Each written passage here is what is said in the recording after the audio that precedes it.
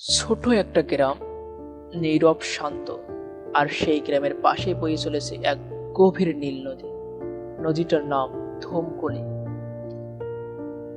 সেই গ্রামের থাকতো রাহাত, ছোট একটা ছেলে। তার পৃথিবী বলতে ছিল শুধু তার অসুস্থ মা। প্রতিদিন সকালে জঙ্গলে যেত, কাঠ কেটে বাজারে বিক্রি করত, শুধু একটা কারণেই, তার মায়ের মুখে হাসি ফোটানোর জন্য। কিন্তু একদিন সবকিছু বদলে গেল। রাহাত নদীর ধারে গাছ কাটছিল। হঠাৎ তার হাত ফসকে তার একমাত্র কুঠার নদীর গভীর নদীতে পড়ে গেল।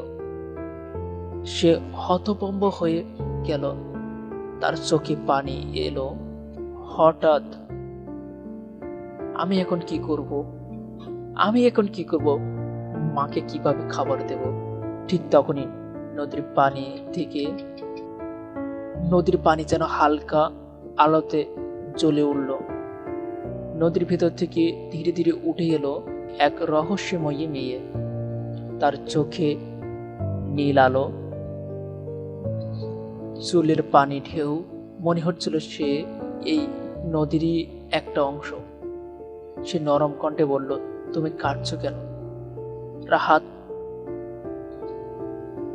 কাঁদতে কাঁদতে বলল, আমার কুঠারটা পড়ে গেছে, ওটাই আমার সব। মেয়েটি কিছু না বলে নদীর ভিতরে ডুব দিল। কিছুক্ষণ পর সে ফিরে এলো একটা ঝকঝকে সোনার কুঠার নিয়ে। এটাই কি তোমার? রাহাত একটু তাকিয়ে চুপচাপ মাথা নাড়ল, না, এটা আমার না। আবার সে ডুব দিল। এবার নিয়ে এলো রূপার কুঠার। এটা?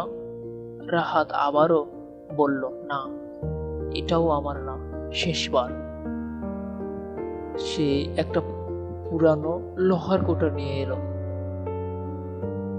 রাহাতের চোখ হঠাৎ জ্বলে উঠল, হ্যাঁ, এটাই আমার। মেয়েটা মুখে হাসি ফুটল, তুমি সত্যি বলেছ, তাই এই 3টি কুঠার তোমার। রাহাত অবাক হয়ে গেল, তার চোখ ভরে উঠল আনন্দে। আমি শুধু আমারটাই নিয়ে খুশি। মেয়েটি ধীরে বলল, যারা সত্যবাদী তাদের প্রাপ্য সবসময় বেশি হয়। এরপর থেকে রাহাত আর তার মা কষ্টে থাকেনি, কিন্তু রাহাত কখনো ভুলেনি